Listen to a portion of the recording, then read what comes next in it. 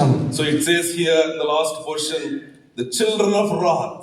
ఆ చివరి భాగంలో రాయబడింది ఏంటంటే ఉగ్రత పుత్రులు అనేటువంటి మాట.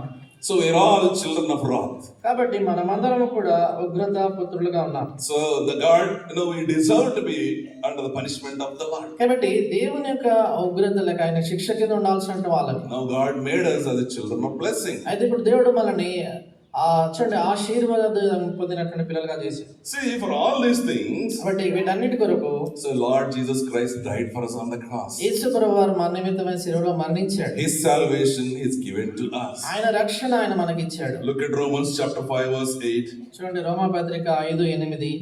Romans chapter 5 verse 8. రోమా పత్రిక 5:8. But God commendeth his love towards us in that while we were yet sinners, Christ died for us. అయితే దేవుడు మన ఎడల తన ప్రేమను వెల్లడిపరుచున్నాడు. ఎట్లనగా మనం ఇంకనూ పాపులమై ఉండగానే క్రీస్తు మన కొరకు చనిపోయెను. So God commendeth his love. కాబట్టి దేవుడు మన ఎడల తన ప్రేమ He వెల్లడిపరుస్తున్నాడు. commendeth his love while we are yet sinners. మనం ఇంకనూ పాపులమై ఉండగానే ఆయన His వెల్లడిపరుస్తున్నాడు. love is a great love. ఆయన ప్రేమ గొప్ప ప్రేమ. His love is everlasting love. ఆయన ప్రేమ శాశ్వతమైన ప్రేమ. We've been hearing all the time about the love of the Lord. కాబట్టి దేవుని యొక్క ప్రేమను గురించి మనం వింటానే వస్తున్నాం. Nobody will love us if we know our heart. ఎవరైనా కూడా మన హృదయంలో ఉంది తెలుసుకుంటే మనం ప్రేమించరు. If I know myself, my heart, I will not love myself. నా హృదయాన్ని నేను కూడా తెలుసుకున్నప్పుడు నన్ను ప్రేమించలేదు. So such a wicked people we are. అలాంటి దుష్టులైనటువంటి వారి మనం. But in spite of all our situations, అయితే మన పరిస్థితి ఎలాగున్నప్పటికీ God commendeth his great love towards us. దేవుడు తన యొక్క మహాప్రేమ మన ఎడల He వెల్లడిపరిచాడు. died as a ransom for us. ఆయన మన యొక్క పాపముల కొరకైనటువంటి ప్రాయశ్చిత్తంగా మరణించాడు. Matthew chapter 20 verse 28. మత్తయి సువార్త 20:28. Matthew chapter 20 verse 28.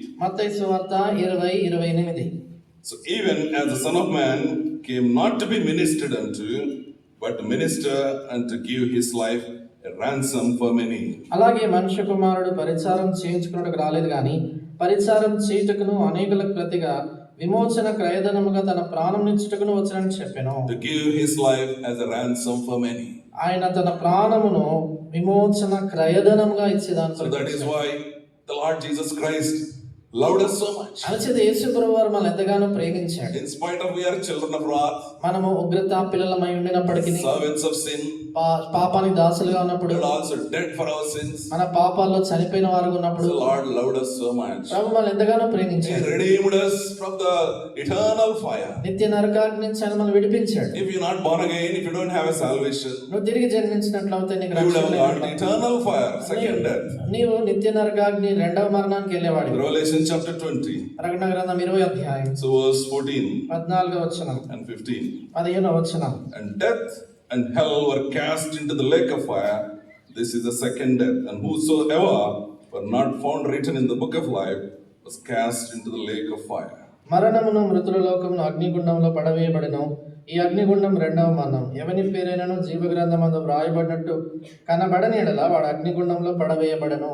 So the Lord Jesus Christ is given his own salvation for us. కాబట్టి యేసుక్రీస్తు ప్రభువారు తన సొంత రక్షణ మనకి ఇచ్చాడు. Salvation belongs to the Lord. కాబట్టి రక్షణ దేవునికి చెల్లింది. By accepting and saved through the blood of Jesus Christ, కాబట్టి యేసుక్రీస్తు ప్రభువారు అంగీకరించి ఆయన రక్తం చేత విమోచించబడి రక్షణ పొందిన తర్వాత, so now we are not no longer going to the eternal fire. ఇక మీదట మనం ఏమాత్రం నిత్య నరకాగ్నిలోకి వెళ్ళట్లేదు. So hell is a very difficult place. చూడండి, నరకం ఎంతో కష్టమైన స్థలం. So when we die here, ఇక్కడ మనం చనిపోయినప్పుడు, those who are not in the Lord, అంటే ప్రభునందు లేనటువంటి వారు, so for example those who are not born again, అంటే దానికి ఎవరైతే తిరిగి జన్మించలేదో they go to hell.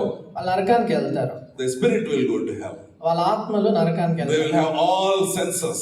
వాళ్ళకు సమస్తమైనటువంటి జ్ఞానము We తెలివితేటలు can ఉంటాయి. see that in the scriptures. మనము లేఖనాల్లో చూడగలుగుతాం. They have feelings of the fire. వారికి అగ్ని యొక్క స్పర్శ కలిగి ఉంటారు. So but during the time of Lord judgment, అయితే తీర్పు సమయంలో the Lord will send all of them to the eternal fire. దేవుడు వాళ్ళందరినీ కూడా నిత్య అగ్నిలో పంపిస్తాడు. So at the time they will go with the bodies. ఆ సమయంలో వారు శరీరములతో వెళ్తారు. So they will go to eternal fire with the bodies. వారు శరీరమును దాల్చుకున్నటువంటి వారై ఆ అగ్నిలోనికి అగ్నిలోనికి వెళ్తారు. So the fire will not stop. అక్కడ అగ్ని ఆగదు. So they will be burning in the fire. అగ్నిలో వారు వారు మండుచుంటారు. Their desires will be still have the same desire. వాళ్ళ కోరికలు వాళ్ళ ఇచ్చలు అలాగే ఉంటాయి. They are never satisfied. అవి ఎప్పుడు కూడా తృప్తి పొందవు. They will have company with Satan. వారు సాతానుతో సహవాసం కలిగి ఉంటారు. And the beast also will be there. అక్కడ క్రూర మృగముడు ఉంటాడు. So it's a terrible place. కాబట్టి ఎంత భయంకరమైన Because of salvation, అయితే రక్షణను బట్టి you don't go to that place. ఆ స్థలానికి నువ్వు వెళ్ళవు. That is why first thing we need to remember here.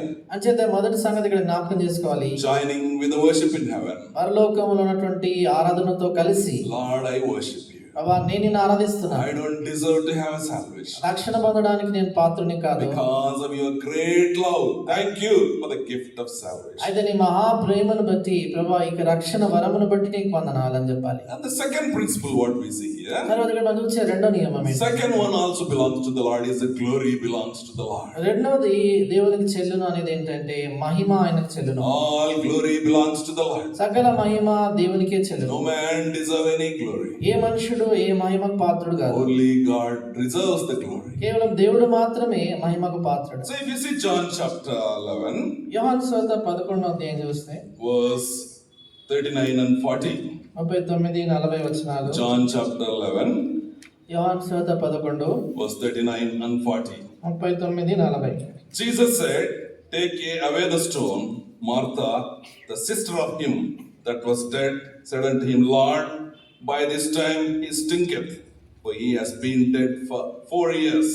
Jesus said unto her, said I not unto thee, that if thou wouldest